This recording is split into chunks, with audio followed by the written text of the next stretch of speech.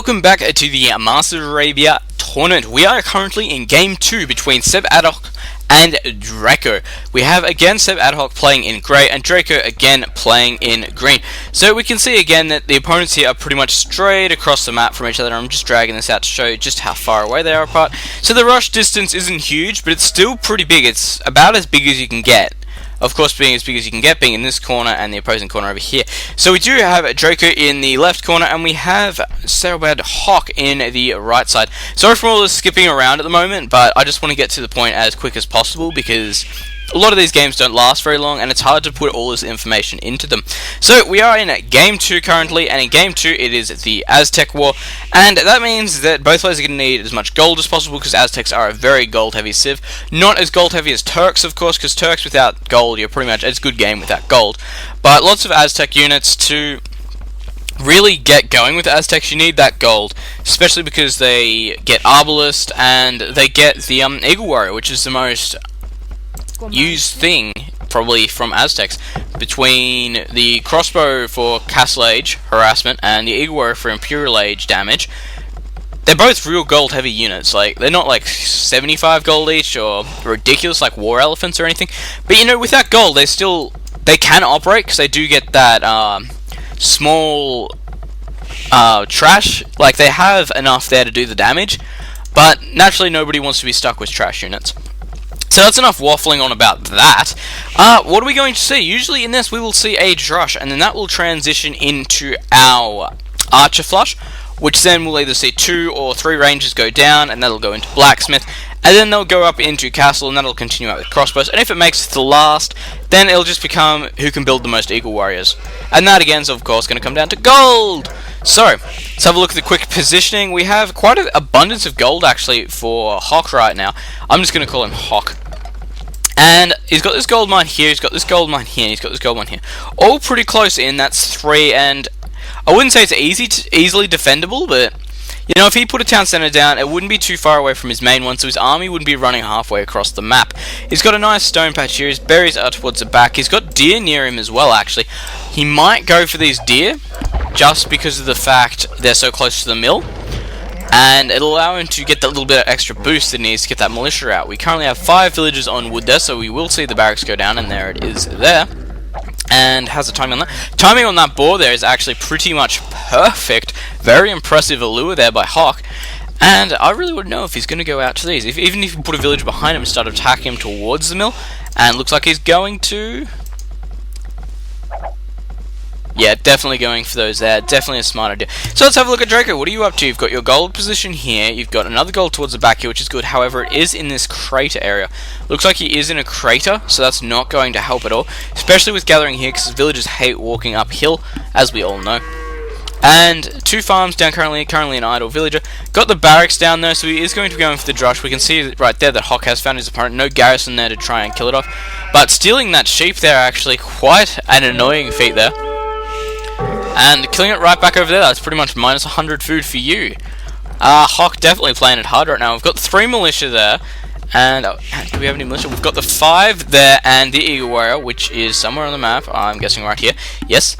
And they're going to be quite good. So we can see right now, Draco must have noticed this. I'm going to swap over just to check. And I'm going to slow it down just because I don't want to miss the fight down here.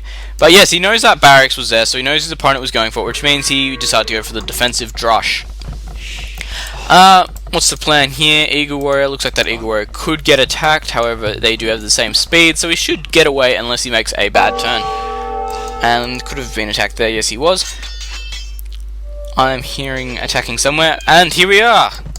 And completing the main purpose of his Drush here, to get these villages off of resources. Surprised he actually didn't go for the kill there. He probably could have got that. It would have been worth trading off that one militia, just because if you get a kill with the militia, it's pretty decent. And so he's going to have to watch this village here really carefully to make sure it doesn't go down. Mining camp has gone down. Do we see mining already as well for Draco? So he is going to be going into archers most likely. Well, there's nothing really else he can go into with gold, so definitely symbolises archers. And whether or not that was a misclick wall there, or he wanted to wall like that, I don't know. Sure, we'll find out in a second. And these militia coming back in to do more damage. And he did exactly what you need to with the Drush. Yeah, that was a misclick. And that's not damaging, like trying to kill off villagers. He did have the opportunity to kill one off there. And is that it there? No. Good. Did he actually? I think he might have sent it down here. Yes, he did. Very good plan. But the idea of the Drush isn't to kill off villagers. It's more to distract them, like he's doing here, and keep them from attacking. I wouldn't be surprised actually to see the man-at-arms upgrade, but he could lose quite a few here actually, so there would be no point to it. But, you know, man-at-arms isn't bad. And what have we seen from Draco so far? His Drush does delay his feudal time by quite a bit. Let's have a look at Hawk right now. He's already going into castle, while his opponent Draco is only going into feudal. And if you're in Dark Age when your opponent gets to Castle Age, you're in a lot of trouble. We see the double range going down there with the blacksmith, so we're going to see crossbows get pushed up into that. And I like the way Hawk's playing. He's not playing it the standard way. He isn't going straight into archers. It is risky to go straight to castle, but if you've pushed your opponent into a hole like this, no crater pun there, but it means that you do have the option to do that. Because a lot of the time you don't have the option. Generally it's pretty back and forth, you know, they could be creating a lot more units, and if you decide to age up, that's a lot of resources you can't spend on military to defend yourself. But when you're in a situation like this, you know you're in the lead, why the hell not? If you have an advantage, push it into a bigger advantage. Don't just presume the game's out and just start chilling out and just spam feudal units. Push your advantage up to the biggest one you can. Get some extra town centers down, get some extra damage in there, and there's the archers right there. So they are going to see the damage. And right now, if I was Draco, I'd be feeling the pressure, especially just because your opponent's gone crossbow. Well, you don't have a lot you can do. Is he going up? He is going up though, so he's going to be able to defend, but it means he's not going to be able to get any more villagers out. He's currently only on 42 population, Hawk is on 45, and that's going to rise and rise and rise while that goes up. And trying to wall this section here off, but these villagers are just getting picked off right now. And he's down by 400 points. So he's going to have to either pull a miracle out here. I'm surprised he hasn't gone for skirmishes, honestly, just because there's so many archers here. But, you know, it could be presumed there's eagles coming, but, you know, you generally don't see eagles in Castle Age because they just don't have the damage they want.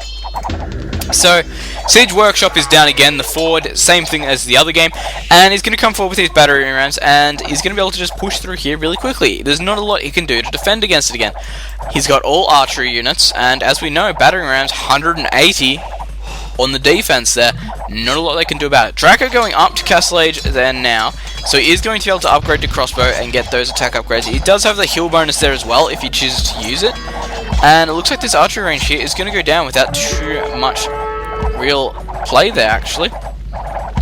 So we can see that Hawk has been putting the pressure on pretty much since the start of the game. These militia still surviving, however they are going to be picked off by arrow fire, I would assume. And I actually hope this one makes it to the rest of the game. I'm going to try and keep him selected as long as I can. If he makes it to the rest of the game, I'll be very happy. However, he is advancing up there. We do see the mangonel coming down there, so he's going to be able to counter these archers here quite easily. Militia's still alive, guys. Woo! And he's going to be able to start damaging this town center if he really wants to. Mangonel there as well, so he's going to be able to hit the archers just like that, killing one off there, and just compact him down here. If he loses this gold mine, he's pretty much done. He doesn't have any gold around the rest of his base. And losing all his military buildings here. He does have the barracks producing units there, but whether or not that's really going to help because he's got so many archers in play, I don't know. And starting to get the damage there, and there we go. So going for Eagle Warriors actually in Castle Age, that's something we don't see a lot of, but you know, it's effective in this stance if you think about it. Up against archers, killing off siege, it works. Town Center though is going to take a lot of damage, and until then, could be in a lot of trouble. Because this town center, it's not going to be able to really do anything, just because it outranges. And here come the villagers right now, going off to that goal, but it looks like getting picked off there. And good game from Draco there, and the militia didn't survive, guys. He must have just died there in those last few seconds. Good game back there from Hawk. And I don't know what he wants to do there. I'll let you guys make up yourselves opinion from that, because I don't make opinions. And there we go, so this is a good game right now from Draco. So we will see Hawk there in the second round. Great pressure from him in both rounds, getting to Castle Age quite quickly, and using those battering rams to his advantage there when he can. Town Center there was going to go down anyway, so there wasn't really a lot that Draco could have done at this point. He was just caught behind after that drush, and he just was not able to catch up. Alright guys, so thanks for watching, and I will see you in the next set of games.